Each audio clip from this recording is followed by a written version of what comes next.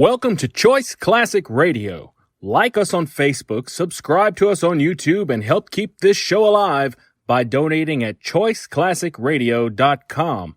For more of your favorite old-time radio shows, join us on our companion podcast, Choice Classic Radio Detectives, where we bring to you tales from the greatest detective shows the golden age of radio had to offer.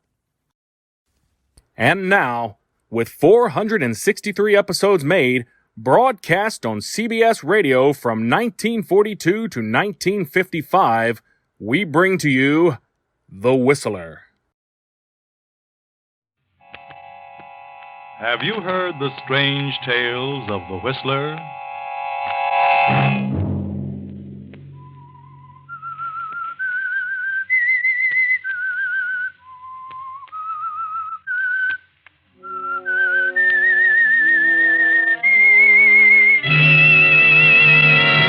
I'm the Whistler. I sifted the whole thing down to you four people. I know one of you is the murderer of my brother, and I'll not turn this ship about until that one is discovered. Friday night, and again, CBS presents The Whistler.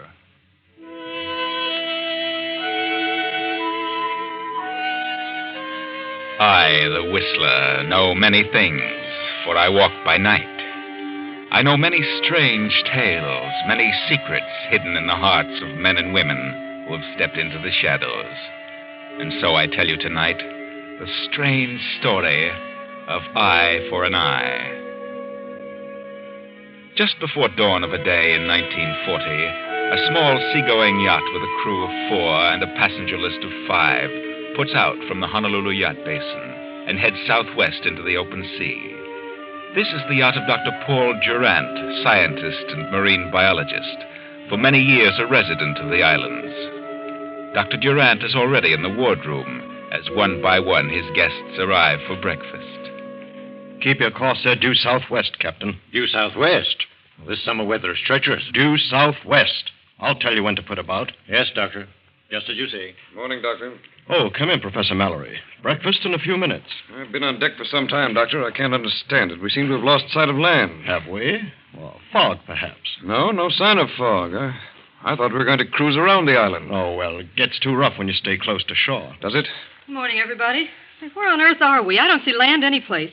What goes? I have a feeling we're miles out to sea. Do you, Owner? I had the same idea, Owner. I ordered the ship out to deeper water so we could do a bit of hunting. Hunting? Hunting for a nice school of big fish. A lot of killers out here now. We should be able to catch one of them. Good morning. Doctor, I'd like to ask you a question. Yes, I'm sure I know what it is, and I'm sure I can answer it. Why are we so far out to sea? Yes. Well, Karen, it's because I want Doc, I want to talk to you. Oh, come in, Hal. I know what you want to ask me. Karen just asked me the same question, so I'll answer you both at the same time. Okay, what is the answer? Well, this happens to be the season for catching the big ones. The killers, we call them. So I decided to put out a way in order to get a crack at one of them. Killers? Yes. Apparently you're not a fisherman, Hal.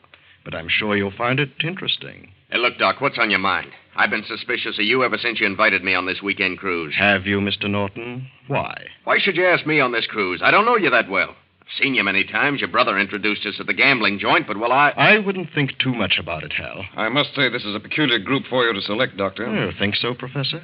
You all knew each other, didn't you? Well, yes, in a way. I know the professor, but I've never been friendly with Hal Norton or Ona Raymond. I know Hal Norton's a gambler, and Ona's a nightclub singer. I've known Ona for several years. I know Miss Karen Somerset's a social deb, and the professor's John Mallory. I've seen him at various times. Then if you all know that much about each other, I should think this is an opportunity to really get acquainted. Who said we wanted to? Doctor, please turn around and go back. Please. No, I can't. Why not? I'll tell you. You all know that 3 months ago my brother Gerald was murdered. The murderer was never found. You 4 people were the ones selected. Selected for what? I've sifted the whole thing down to you 4. The ones with the most likely motives for wanting to kill him. I know that one of you 4 is the murderer. I'm not going back until the guilty one is discovered or confesses.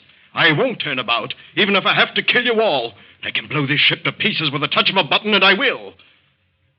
Well, now that you know why you're here, each one of you had best guard himself carefully.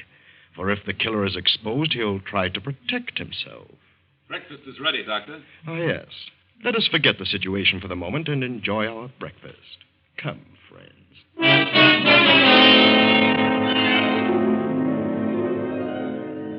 Well, Dr. Durant, now you have set up a situation in which each one of the four suspects the others.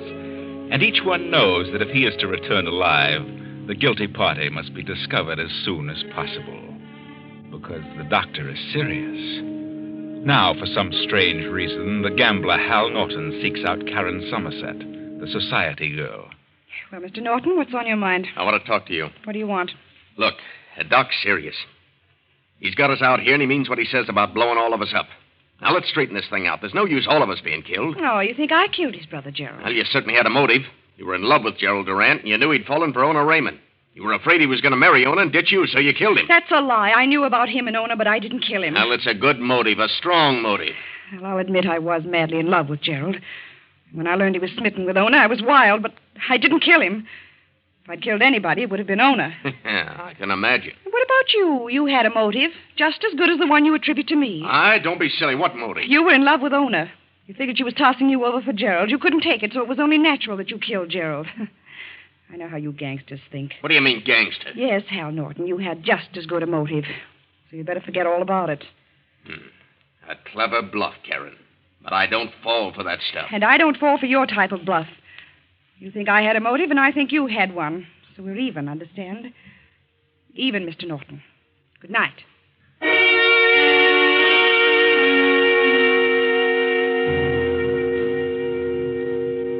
Well, so that is the situation between Karen Somerset, the society girl, and Hal Norton, the gambler.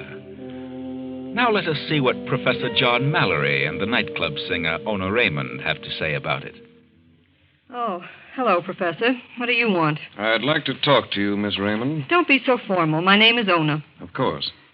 You're aware that the situation existing aboard this yacht is most serious. Maybe. Dr. Durant means exactly what he says. I think he's temporarily unbalanced. He's convinced that one of us killed his brother. And what do you think should be done? I think the guilty one should confess and save the lives of the ones who are innocent. I agree. So, why don't you confess, Professor? What? You certainly had a motive. You were in love with Karen Somerset. She refused you because she was in love with the doctor's brother. Turned you upside down and you couldn't take it, so you killed Gerald. What are you talking about? It's a That's good pure motive. imagination. It's a good motive. Motive? If anyone had a motive to kill Gerald, it was you. Ha, that's sure silly. No, Ona, you. You had the best motive of all of us. And I can tell you what it was. What?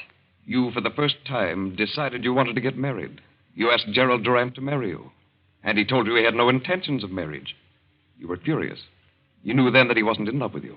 That he was really in love with Karen. So you did the only thing one of your kind could think of. You killed him. You. Why, you get out of here. Get out. You did it, and I know you did, and I'll prove it if I die in the attempt.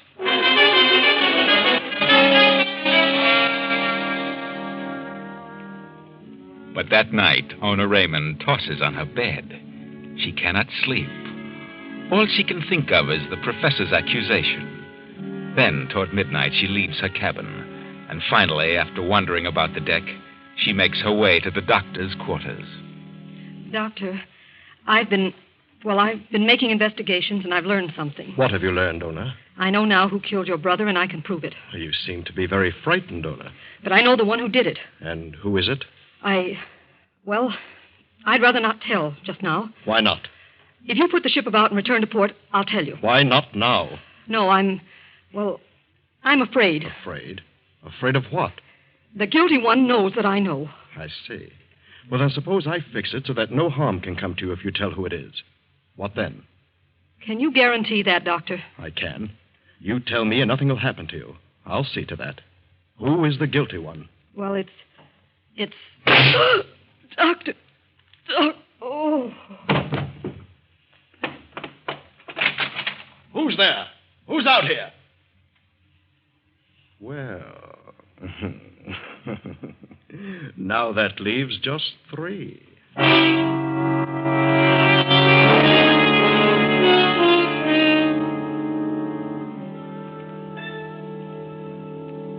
What is it, Doctor? Yeah, what's up now? Come in, Karen. Come in, Hal. What's that on the floor? What's happened? Remove the sheet, Captain. Let them see what's happened. Very well. Good Lord. Why, it's Ona Raymond. Ona? When did this happen? Just 15 minutes ago. Surely one of you knows all about it. Where did it happen? She was standing right there. She was just about to disclose some information regarding the killer of my brother when there was a shot from that window. I ran to the door, but there was no one in sight. Where were you, Karen, 15 minutes ago? Well, I was in my cabin. And where were you, Professor Mallory? I was on the deck. On the deck, huh? And now may I ask, where were you? Are you crazy? Why should I want to kill Ona? I was in love with her. That may be true, but maybe she was about to tell the doctor something you didn't want to know. You're nuts. Just where were you 15 minutes ago, Hal? Why, I was in my cabin. In your cabin? And you didn't hear the shot? I did not. You say you were in love with Ona. But did you love her enough to let her reveal the murderer of my brother? Especially if you were the murderer? You'd better be sure before you start accusing me, brother. I merely asked a hypothetical question. Well, why don't you try some hypothetical questions on Karen and the professor here? They had just as good reasons to get rid of your brother. And Ona, if she was going to spill something. Ona's dead. That obviously eliminates her. Yeah? How do we know? Maybe you figured she was the one who killed your brother and you let her have it. And figure you can blame it on one of us. Dr. Durant, this is getting out of hand. I insist that we put about and return to port before anything else happens. If there's a killer on this yacht, let's go back and allow the authorities to handle it. And I refuse to do so, Captain. This is my yacht. And I am the captain. Are you? Well, if you interfere in my plan, I can very easily take care of that. I'll not put about until I'm satisfied that I know who the killer is. But that's ridiculous. A murder has been committed. I'll stay out here in the ocean till I learn the identity of the killer, even at the expense of the life of everyone on board. We have enough fuel to keep running for more than a month. And if the engines are turned off, why, we can drift for many months. What about food and fresh water? If it's necessary to stay out that long, then when hunger and thirst come along, maybe one of you will be ready to talk. Why, you're crazier than I thought. Oh, Captain, have this body removed and placed in ice. I want to take back all the evidence. Well, I think you may all return to your quarters. Good night. Yes. Good night, Doctor. I'll go along with you, Karen. I'd like to... Professor, I'd prefer that you didn't. Didn't what? That you didn't talk to Miss Somerset. Go to your own cabins, if you please. Very well. Good night. Well, what are you waiting for, Hal? Look, Doc, are you really serious about this business of staying out here until we run out of water and food? If necessary.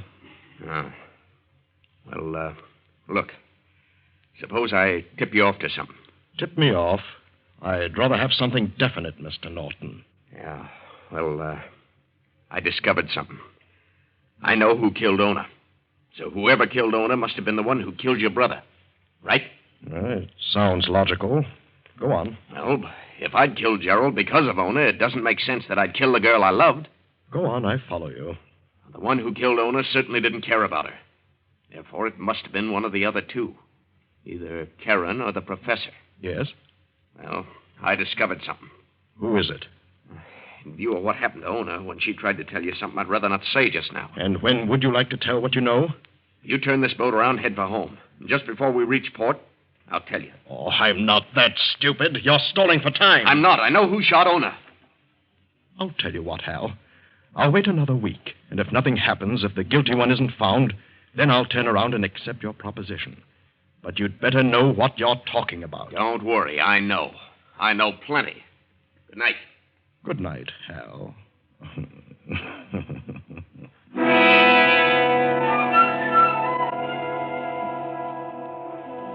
Hal Norton steps out of the doctor's cabin, completely unaware of the figure in the shadows by the open window, and goes to his cabin confident that he now has complete control of the situation. A few moments later, the captain in his cabin is manipulating the radio phone, attempting to make contact with the mainland.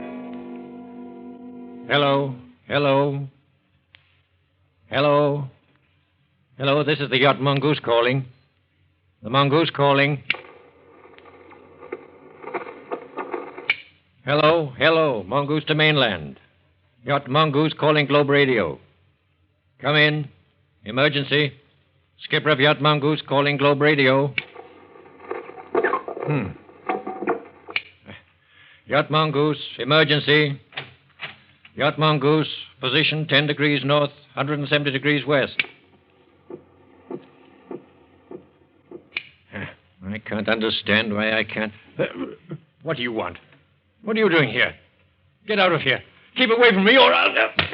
Oh.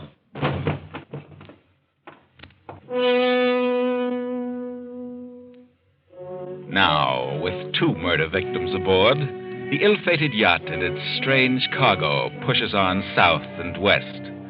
Owner Raymond dead, and now the captain, and the radio phone damaged beyond repair. The captain's body is not discovered till sunup, but immediately following the discovery, the doctor calls his guests to his cabin. What's happened now, Doctor? Why rout us out at this early hour? Why, don't be so excited, Professor. I'm not excited. Sit down, Professor. Have a cigarette, Doctor? Yes, thank you. Light? I think, Dr. Durant, that you had best sit down and take things easy. What do you mean? From the way your fingers and hands are trembling, something's upset you considerably. Is that so? Yes. Well, what's happened now? Someone try to kill you during the night? I'll wait till Miss Somerset gets here, if you don't mind. And Hal Norton. Have you decided to go back, Doctor? No. No, I'm not going back. And of that, I'm determined. Do you know what I think? I think you're somewhat unbalanced. What is it, Doctor? What's going on now? Well, come in, Karen. The doctor wants to talk to us. But he won't talk till the 3 of us are here. Sit down, Miss Somerset. Sit down and be calm. Why are you trembling, Miss Somerset? Oh, why shouldn't I be? To be waked out of a sleep and... Well... Go on, Miss Somerset. Well, this isn't the most pleasant voyage I've ever been on. What has upset you, Karen? Why, nothing. Nothing but the whole idea back of this trip. Don't worry, Karen. I just asked the doctor the same question. For some strange reason, he didn't want to say what made him upset. I prefer to say no more about this until Hal Norton gets here. Hal Norton and the captain. I want the captain to be present. He said he'd be right in. All right. All right, Doctor. We'll just wait till they get here. And you, Karen, you don't mind waiting for the captain? Certainly not, but I... What were you going to say? Oh, nothing. I'm going to have the captain radio phone the mainland. Radio phone? What? That the murderer of my brother is aboard. That I know who it is. You should radio that you have a lunatic aboard. You yourself. One of you knows that the radio... One of us knows what? What about the radio? I'll wait till Hal Norton gets here before I continue. Well, what's keeping him? Doctor, I just went after Mr. Norton, and he's dead. Dead? Yeah, dead as a doornail. He's been stabbed. Dead? Yeah. He's cold as an icicle. I see. Will you tell the captain to come to my cabin at once? The captain? Well, I don't think he can. I mean, he's... You heard what I said, Johnson. Yes, sir. Yes, sir. Well? What's the matter with that sailor? I haven't the slightest idea. He seemed startled. Did he? Doctor, you're lying. What's happened to the captain? He's dead. What? Doctor. Yes. Someone killed him and smashed the radio phone. The same one who later killed Hal Norton. Why were you stalling? I wanted to watch your reactions when I said the captain would be here in a few moments. He's trying to frighten us. Unfortunately, neither of you reacted in the way I'd expected. Well? But now that Hal is dead, it obviously narrows down to just you two. You, Karen, and the professor. One of you. And the sooner you give up, the better. Because as sure as I'm standing here, one of you, the guilty one, will kill the other. Nonsense.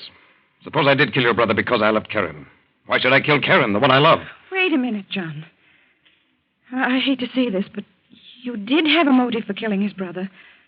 You were in love with me, and I told you definitely that I could never marry anyone but Gerald Durant. I know. You could have killed Gerald, and then when you came aboard this yacht and learned the situation... Karen, what are you trying to say? Owner Raymond could have learned something about your having killed Gerald. And when she was about to tell the doctor, you could have killed her. And maybe Hal, maybe he knew in some way who killed Owner. And you learned that, so you killed him. That's very logical. But on the other hand, take yourself, Karen. This is purely hypothetical, understand. You learned that Gerald, the doctor's brother, was madly in love with Owner Raymond, the chorus girl. So you killed him. Then, when Owner started to tell the doctor who it was, you killed her. Yes, that's logical, too, but... Wait now. Hal Norton discovered who had killed Owner. And when he decided to tell the doctor who did that, well, you could have killed Hal. Oh, very well. But Hal said he knew who killed Owner, but he wouldn't divulge the name until this yacht had reached its home port. Probably because he was afraid of the same thing that happened to Owner when she started to tell what she knew. But it's now reduced down to two suspects. You, Professor, and Karen. That's right. So I'll leave it as it is, for the two of you to figure out. And will not return until the score is settled. It might have been Owner who killed her brother, but it might even have been Hal Norton. And another thing, do you know whom I consider another suspect? Who? You, Doctor. You could have killed your brother. Why should I go to all this trouble if I had killed him? To place the blame on someone else. Why, you're mad. Stark raving mad. I think you're the one who's mad. I think you're a diabolical maniac. Get out of here. Get out. Come on, Karen, let's go. And it's my opinion that we'd better not close our eyes tonight. Not once.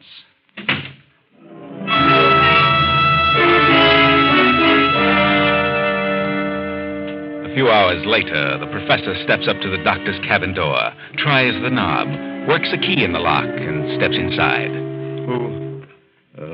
Who's there?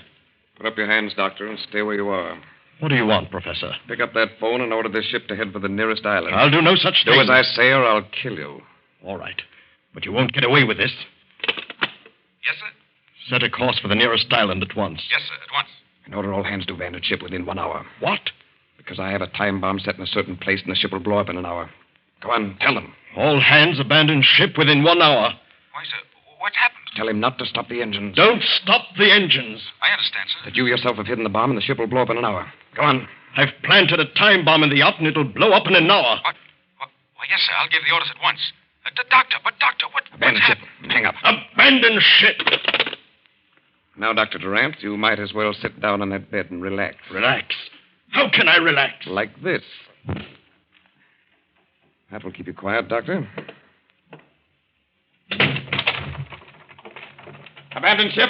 Abandon ship! The doctor's gone crazy! He just phoned me. What does he mean? He's lost his mind. Says he planted a time bomb to blow us up. Well, why should he do that? He's insane. It may go off sooner than an hour. Abandon ship! Abandon ship! John! Abandon ship! John, what's wrong? What's happened? Get back to your cabin. Get back and stay there. Hurry. What do they mean, abandoned ship? Get back to your cabin. I'll be there in a minute.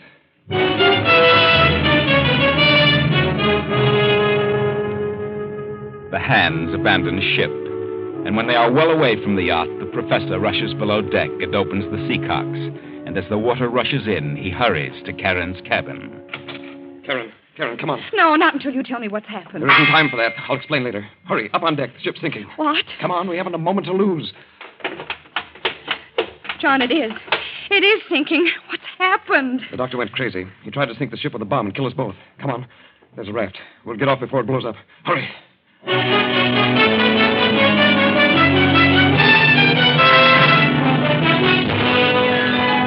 Karen and the professor make themselves fast aboard the raft, and a few minutes later the yacht throws its bow in the air and shudders for a moment. Then...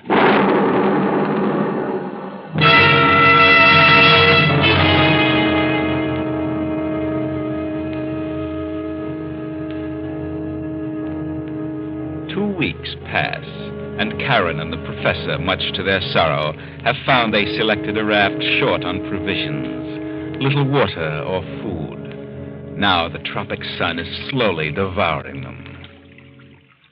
John. Yes, Karen. Are you sure there's land around here?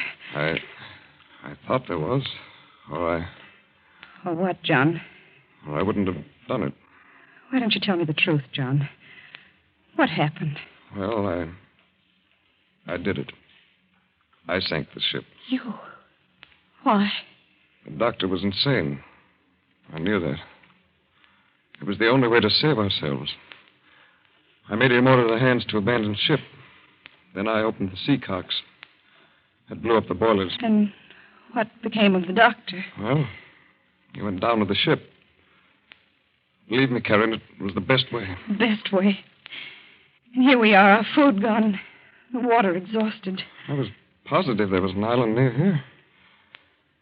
We must be caught in a current and have been drifting in the opposite direction. I can't stand this sun. It's driving me crazy. I can't stand it. Karen, darling. Yes, John. I love you, Karen. I know, but what does it matter now? I've got to tell you something. Got to. I know now that we haven't a chance. What? For a while, I was certain of our position. Now, well, I want to tell you this. I did kill Ona. John. I killed her, and I killed Hal Norton. What are you saying? Because I knew you were the guilty one. I knew you were the one who killed the doctor's brother. But you were justified in killing him, Karen. I knew Ona had discovered the truth, so I killed her. I knew that Hal knew what had happened to Ona. So I killed Hal. The doctor was insane with revenge. So I blew up the ship, and that took care of him. Now, no one will ever know. Oh, but you're wrong, John. I didn't kill Gerald Durant. But Karen, who else could have? I don't know, but I didn't. What does it matter now, Karen?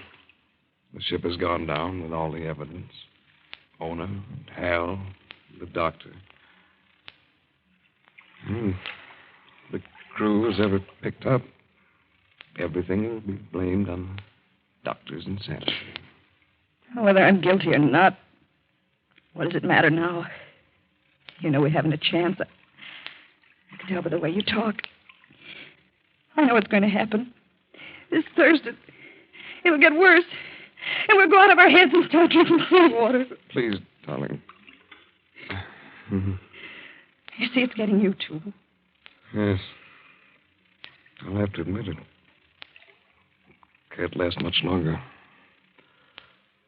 Karen, it's going to get worse and worse.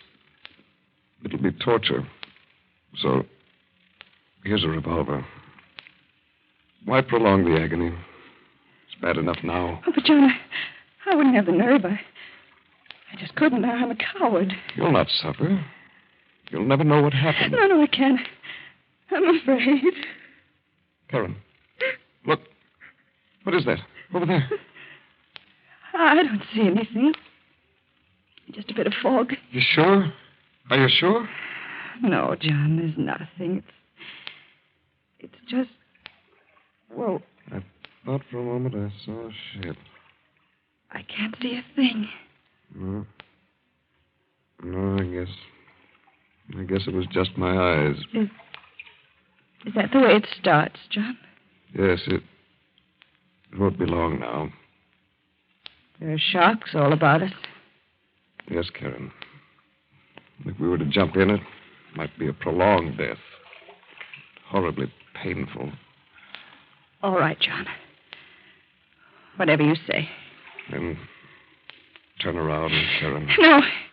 No, I'll do it myself, but I want to be sure. Very well. I'll go first. Will that convince you that it's painless? Yes.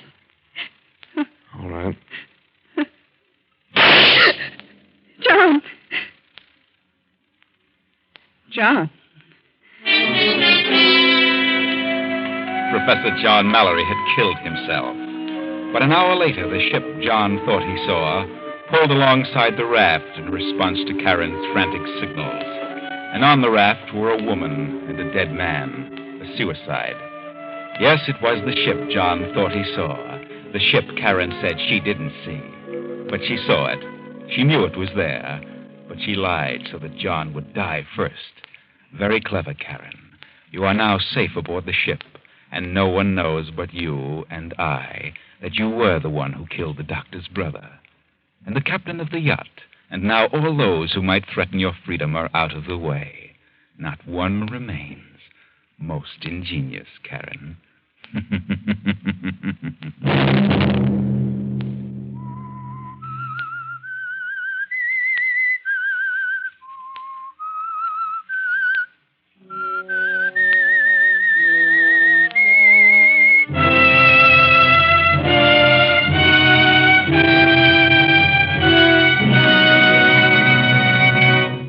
CBS has presented The Whistler.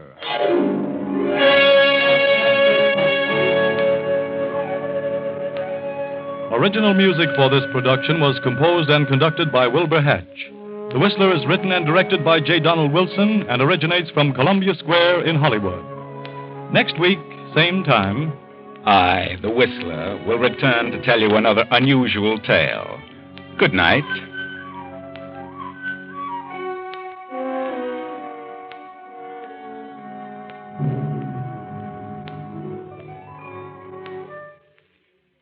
Here is a bulletin from the CBS News Bureau. Allied Headquarters, North Africa. General Dwight D. Eisenhower has just officially announced that the Allies are invading Sicily. The communique reads, Anglo-American Canadian forces under command of General Eisenhower began landing operations in Sicily. Landings were preceded by an air attack. Naval forces escorted the assault forces and bombarded the coast defenses during the assault. Stay tuned to CBS for late developments.